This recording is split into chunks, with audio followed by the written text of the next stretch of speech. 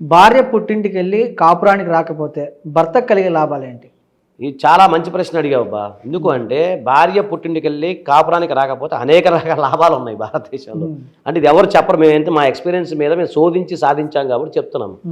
ఒకటి, ఫస్ట్ ఎప్పుడైనా సరే భార్య పుట్టింటికి వెళ్ళి మీ కాపురానికి రాకపోతే మీరు ఇమీడియట్గా లీగల్ నోటీస్ ఒకటి పంపించండి. ఓకే. లేదా పెద్ద మనుషుల్లో ఏదైనా కూర్చొని ఇట్లా రావట్టదని చెప్పి కొన్ని మెయిల్స్ పంపడం కానీ వాట్సాప్ చాటింగ్ కానీ చేయండి. చేసినప్పుడు అప్పటికి లీగల్ నోటీస్ పంపించిన తర్వాత ఆమె రాకపోతే ఆర్సీఆర్ సెక్షన్ 9 కింద మీరు ఫైల్ చేయండి. అప్పుడు కనుక రాకపోతే మీకు డిజాక్షన్ గ్రౌండ్ కింద డైవర్స్ వస్తాయి.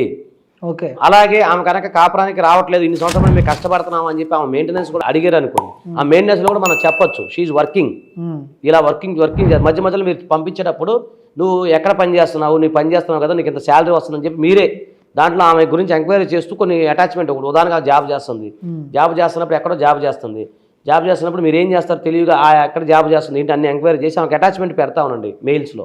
ఒకటి. రెండోది, లేదా ఆమె వేరే వారితో అక్రమ సంబంధం పెట్టుకుంది అనుకోండి, ఆ ఎవిడెన్స్ ఉంటే అన్ని గ్యాదర్ చేసుకోండి. దానివల్ల మీకు మెయింటెనెన్స్ అనేది చెల్లించే అవకాశాలు ఉండవు. ఓకేనా సార్? సో ఈ విధంగా మీరు ముందుకెళ్ళే అవకాశం ఉంటుంది. కాబట్టి భార్య పుట్టిన తర్వాత మీకే మంచిది కదా. ఒక రోజు చూస్తారు, ఒక సంవత్సరం చూస్తారు, రెండో సంవత్సరం మీరు డైవర్స్కి వెళ్ళిపోండి, మీ లైఫ్ని మీరు లీడ్ చేసుకోండి. బలవంతంగా అయితే సంసారం చేయమని ఏ చట్టం చెప్పదు. ఓకే.